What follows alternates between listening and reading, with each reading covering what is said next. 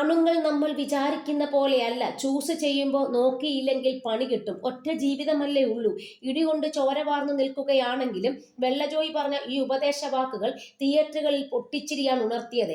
പണി എന്ന ചിത്രത്തിലെ ഒറ്റ ഡയലോഗിൽ പ്രേക്ഷകരെ കയ്യിലെടുത്തിരിക്കുകയാണ് നടൻ ഡോണി സേവ്യർ ജോൺസൺ. സിനിമയിൽ ശ്രദ്ധിക്കപ്പെടുന്ന ഒരു വേഷത്തിലെത്താനായി ഡോണി കാത്തിരുന്നത് ഒന്നും രണ്ടുമല്ല 25 വർഷങ്ങളാണ്. സിനിമയിലെത്തിയിട്ടും തന്റെ അതിജീവനം തുടരുകയാണ് ഡോണി.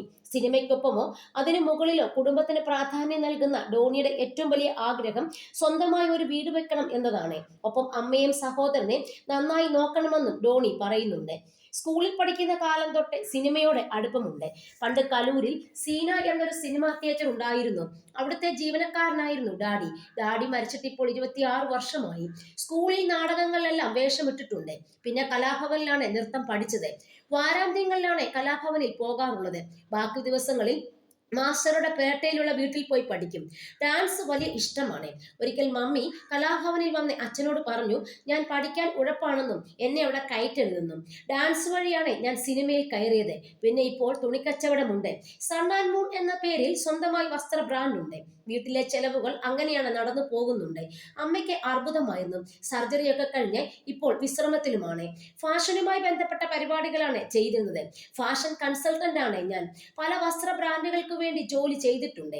ലിവൈ പോലുള്ള ബ്രാൻഡുകൾക്ക് വേണ്ടി സ്റ്റോർ മാനേജറായി പ്രവർത്തിച്ചിട്ടുമുണ്ട്. അതിനു മുമ്പേ ലോക്കലായുള്ള ഷോപ്പുകളിൽ നിന്നിട്ടുമുണ്ട്. പ്രീമിയം ബ്രാൻഡുകളിലേക്ക് വരുന്നത് ഈ പരിചയം കൈമുതലാക്കിയാണ്.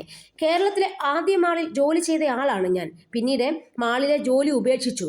പിന്നീട് കൂടുതൽ പഠിച്ച ശേഷം 2012 സ്വന്തം ബിസിനസ് തുടങ്ങിയത്. കൂട്ടുകാർ ചെയ്ത സിനിമകളിലാണ് കൂടുതലും വേഷമിട്ടിട്ടുള്ളത്. അവസരം ചോദിച്ച് അങ്ങോട്ട് പോയിട്ടില്ല. കൂട്ടുകാർ സിനിമ ചെയ്യുമ്പോൾ വിളിക്കും, ഞാനത് ആത്മാർത്ഥതയോടെ പോയി ചെയ്യും.